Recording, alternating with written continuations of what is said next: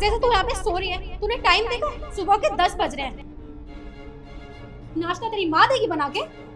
भाभी वो रात को लेट सोई थी तो आँख नहीं खुली सुबह। अच्छा, महारानी की आंख नहीं खुली। ये ज्यादा ना मेरे आगे जुबान मत चलाएगा। वैसे ही मुझे तुझे देख के ना गुस्सा आता है। मन तो करता है चांटा लगाऊं। चुपचाप जा और जाके चाय बना के ला। जी अभी लाती।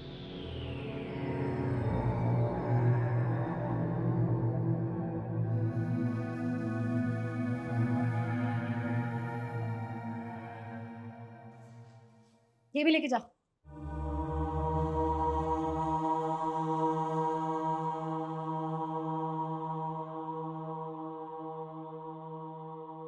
इस मनोज ने तो दिमाग खराब करके रखा हुआ है।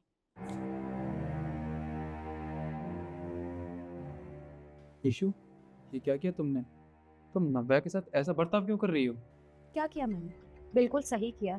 अरे वो मनोज है। तुम्हें इतनी सी बात मेरी समझ में नहीं आती। शादी करके इस घर में आएगी तो तुम्हारे छोटे भाई को खा गई। अरे इससे ज्यादा तुम्हें और क्या चाहिए? इस घर में रही ना वो तो धीरे धीरे करके ना हमें भी खा जाएगी। क्योंकि ये मनूस लोग ना ऐसे ही होते हैं। और जो मैं इसके साथ कर रही हूँ ना बिल्कुल अच्छा कर रही हूँ। और वो ये ना डिजर्व भी करती है। ये तो शुक्र करो कि मैंने उसे इस घर में रहने की परमिशन दी हुई है।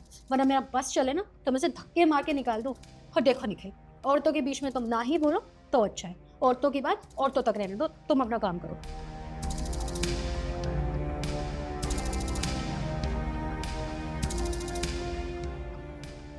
अरे कल मोहित तू कहाँ मर गई? एक चाय बनाने के लिए बोला है, वो नहीं बनी तुझसे?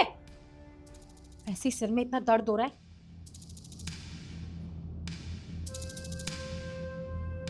भाभी चाय। इतना टाइम लगता है चाय बनने में?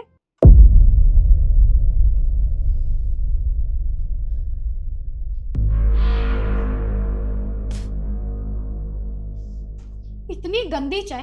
तुझे पता है ना कि मुझे मीठा बिल्कुल भी पसंद नहीं है। और तूने तूने इसमें पूरा डब्बा पलट दिया। और तुझे तुझे मेरी बात समझ में नहीं आती ना? अरे तू चाहती क्या है? जिस दिन से तूने इस घर में पैर रखा है ना उस दिन से इस घर में सिर्फ उल्टा ही सब कुछ हो रहा है। अरे अपने पति को तो खा गई, अब हमें भी खाना चाहती है। हाँ? भाभी छोड़िए ना, दर्द हो रहा है। दीदी शिखा, तू यहाँ और तू रो क्यों रही है? दीदी मेरे ससुराल वालों ने मुझे घर से निकाल दिया। उनकी कंपनी में लॉस हो गया और वो कह रहे कि इसकी जिम्मेदार मैं हूँ, मैं मनहूस हूँ उनके लिए। और उन्होंने मुझे घर से निकाल दिया। और आपको पता है वो तो उनकी दूसरी शादी करवा रहे थी। इसमें मेरी क्या गलती है, आप ही बताओ। तू चुप हो जा। मैं किसी भी कीमत पे कभी ऐसा होने नहीं दूंगी। लेकिन एक बात बता, तू यहाँ पर आई है, तू घर नहीं गई? तूने मम्मी पापा को कुछ नहीं बताया? मैं कैसे जाऊँ उनके पास? वो भी मुझे गलत समझेंगे। और दीदी आप तो हमेशा मुझे सपोर्ट करते हो ना, आप समझाते हो मुझे सही और गलत में फैसला कैसे करना है। अब आप ही बताओ क्या करूँ, मुझे समझ में नहीं आ रहा। तुझे परेशान होने की कोई जरूरत नहीं है। हमेशा तेरी बहन ने तेरा साथ दिया है और आज भी वो तेरा साथ देगी। क्योंकि मैं बहुत अच्छे से जानती हूँ कि तेरी कोई गलती नहीं है। और अगर तेरी कोई गलती भी है ना तो उनका कोई हक नहीं बनता तुझे मनहूस कहने का। अरे इंसान अपनी किस्मत खुद लिखवा के लाता है, उसमें किसी दूसरे इंसान की कभी कोई गलती नहीं होती है। और आज के टाइम पे भी ना लोगों की यही प्रॉब्लम है। आज भी उन्हें लगता है कि घर की औरत, घर की बहू मनहूस होती है। लेकिन ऐसा कुछ भी नहीं है। तो मेरे साथ चल, हम बात करते हैं। ईशु, कहाँ जा रही हो तुम? जो भी तुम्हारी बहन ने तुम्हें बताया है ना वो सब कुछ मैंने सुन लिया है। माना कि तुम्हारी बहन के साथ गलत हो रहा है, पर तुम नव्या के साथ जो कर रही हो वो भी तो गलत है ना। अगर इसके ससुराल वाले इसे मनहूस कहते हैं, इसकी वजह से उनका काम धंधा ठप हो रहा है, तो तुम भी तो इसे यही सब कहती हो ना, मनहूस, डायन, कलमुही। रोज मैं ये सुनता हूँ। और तुम इस पे हाथ भी उठाती हो, इसे घर के सारे काम करवाती हो, इसे परेशान भी करती हो। ईशु, तुम्हें पता है कि इस पर भी दुखों का पहाड़ टूट पड़ा है। माना कि मैंने अपना भाई खोया है जिससे मैं बहुत ज्यादा प्यार करता था, पर इसने भी तो अपना पति खोया है ना। इसने अपना जीवन साथी खोया है।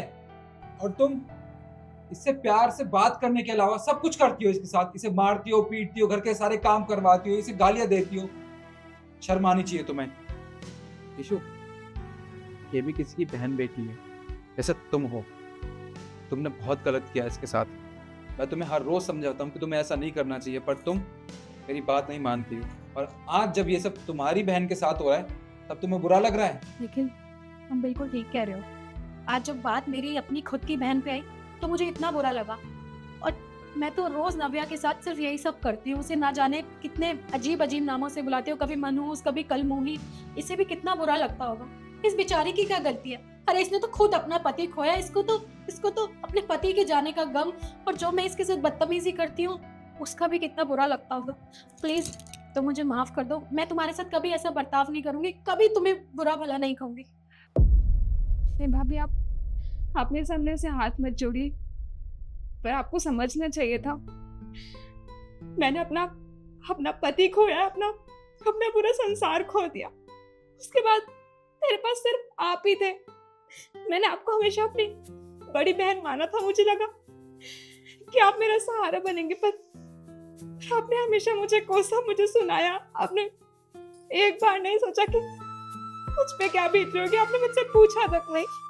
अभी मैं खुद ही अंदर अंदर इतना घुट के मर रही थी कि आपने मेरे साथ जो कुछ भी किया उसका मुझे एहसास तक नहीं है, तो बुरा तो क्या ही लगेगा। पर शायद आप ठीक भी है कि गलती मेरी ही है, वरना आज ये यहाँ पे होता है, मुझे आप लोग की ये सब बातें नहीं सुननी पड़ती। नहीं, तुम्हारी कोई गलती नहीं है। भाभी अब देर नहीं करते हैं, एक काम करते हैं, आपकी बहन के घर चलते हैं, उससे बात करते हैं। हाँ तुम बिल्कुल ठीक कह रहे हो। निखिल तुम इसके हस्बैंड को कॉल करके यहीं बुला लो, हम बात करते हैं ना, हम समझाते हैं। देखो, ना किसी को फ़ोन करने की ज़रूरत है, ना ही कहीं जाने की ज़रूरत है। ये सब शिखा ने नाटक किया था मेरे कहने पर, ताकि तुम्हें अपनी गलती का एहसास हो सके। जो तुम मुझे समझाना चाहते थे वो मुझे समझ आ गया, कभी ऐसा नहीं करोगे।